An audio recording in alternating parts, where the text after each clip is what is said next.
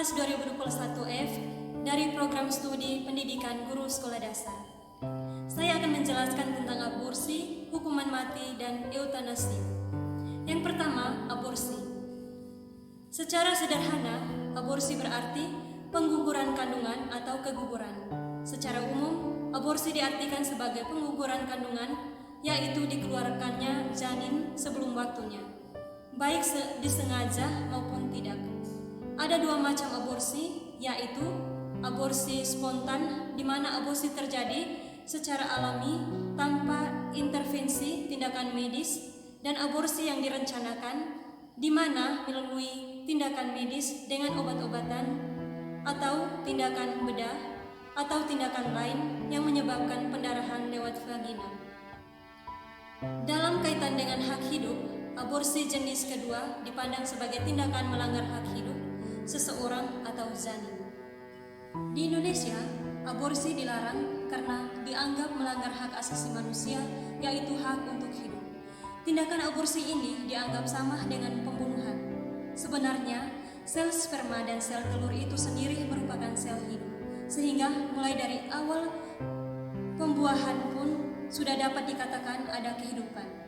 Dalam Undang-Undang Nomor 36 Tahun 2009 tentang kesehatan ditegaskan bahwa aborsi sebagai tindakan yang dilarang kecuali ada alasan kedaruratan medis ibu atau bayi. Pasal 346 sampai 349 KUHP mencatat aborsi sebagai tindakan kriminal atau kejahatan melanggar hukum. Pasal 347 yang pertama bahwa barang siapa dengan sengaja menggugurkan atau mematikan kandungan seorang wanita tanpa persetujuannya diancam dengan pidana penjara paling lama 12 tahun. Kedua, jika perbuatan itu mengakibatkan matinya wanita tersebut, diancam dengan pidana penjara paling lama 15 tahun. Pasal 348 bagian pertama, barang siapa dengan sengaja menggugurkan atau mematikan kandungan seorang wanita dengan persetujuannya diancam dengan pidana penjara paling lama 15 tahun.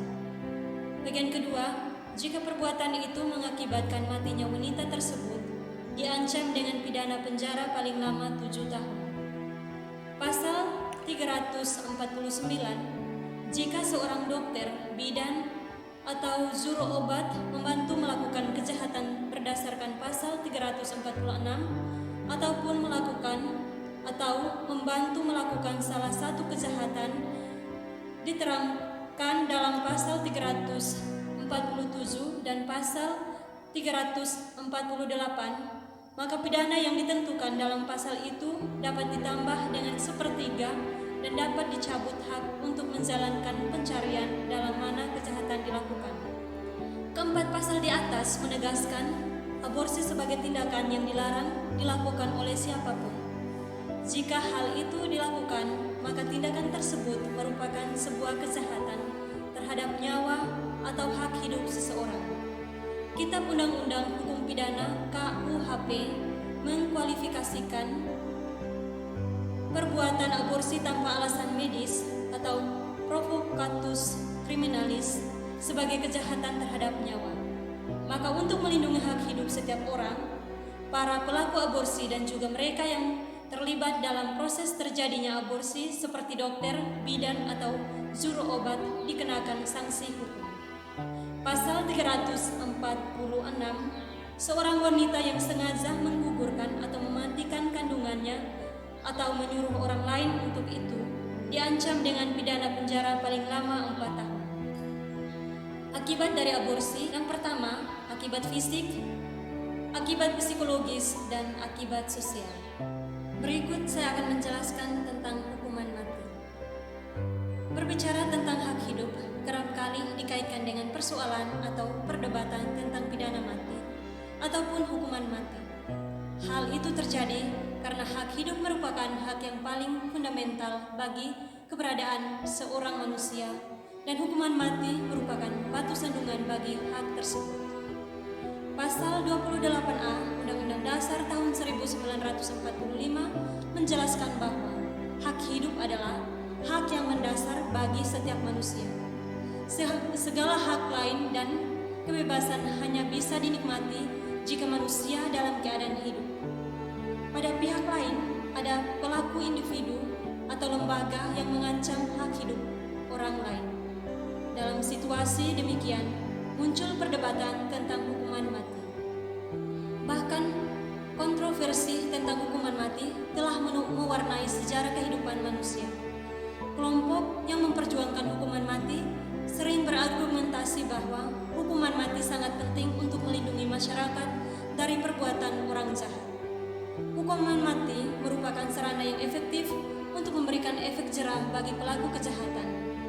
Argumentasi ini sering menjadi pijakan Mahkamah Konstitusi atau MK dalam menilai bahwa Undang-Undang Nomor 22 Tahun 1997 tentang narkotika tidak bertentangan dengan Undang-Undang Dasar tahun 1945. Di sini, negara harus melindungi masyarakat dari perbuatan jahat para bandar dan produsen narkoba.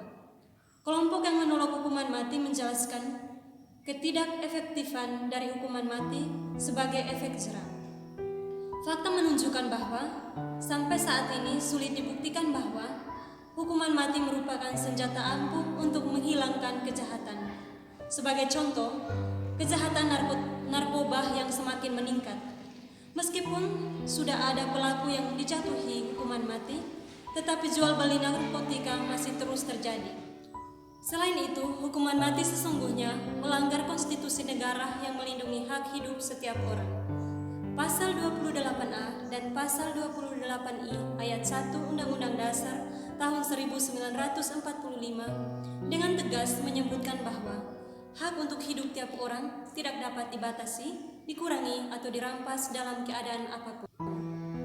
Hukuman mati juga bertentangan dengan Pasal 3 Deklarasi Universal HAM PBB tahun 1948 yang menyebutkan bahwa tiap orang berhak hidup, berhak atas kebebasan dan keamanan diri pribadi. Selain itu, hukuman mati tidak sesuai dengan Pasal 6 Kovenan PBB tentang hak-hak sipil dan politik tahun 1966 yang menyebutkan bahwa setiap orang mempunyai hak alami untuk hidup. Bagi penolak hukuman mati, hanya Tuhan yang Esa yang berwenang untuk mencabut hak hidup seseorang. Siapapun tidak boleh dengan sewenang-wenang mencabut nyawanya atau nyawa orang lain. Jika ada orang yang melakukan kesalahan atau kejahatan, maka dia tidak harus dihukum mati, tetapi dibina untuk bertobat. Berikut saya akan menjelaskan tentang eutanasia. Eutanasia sering disebut juga sebagai suntik mati adalah tindakan sengaja mengakhiri nyawa seseorang yang sedang sakit parah atau menderita tak tertahankan, biasanya atas permintaan pasien sendiri. Tujuannya adalah untuk meringankan penderitaan yang tidak dapat disembuhkan. Secara umum, jenis eutanasia dibagi menjadi 3 kategori utama, yaitu yang pertama, eutanasia aktif. Eutanasia aktif melibatkan tindakan langsung untuk mengakhiri hidup seseorang, seperti memberikan obat-obatan atau zat berbahaya lainnya dengan tujuan untuk mempercepat kematian pasien. Kedua, eutanasia pasif. Eutanasia pasif adalah tindakan yang dilakukan untuk menghentikan perawatan medis yang mendukung hidup pasien, seperti menghentikan penggunaan alat bantu pernapasan atau menghentikan pemberian obat-obatan yang mempertahankan hidup pasien. Dan yang ketiga, eutanasia sukarela. Eutanasia sukarela dilakukan dengan persetujuan penuh dari pasien yang bersangkutan yang telah secara jelas menyatakan keinginannya untuk mengakhiri hidup demi menghindari penderitaan lebih lanjut. Aturan eutanasia di Indonesia. Indonesia secara tegas melarang praktik eutanasia. Hal ini didasarkan pada beberapa alasan. Yang pertama, kode etik kedokteran. Dokter berkewajiban untuk menjaga dan mempertahankan kehidupan manusia. Kedua, hukuman pidana. Pasal 344 KUHP mengatur bahwa barang siapa merampok nyawa orang lain atas permintaan sendiri yang jelas dinyatakan dengan kesungguhan hati, diancam dengan pidana penjara paling lama 12 tahun. Yang ketiga, nilai-nilai agama dan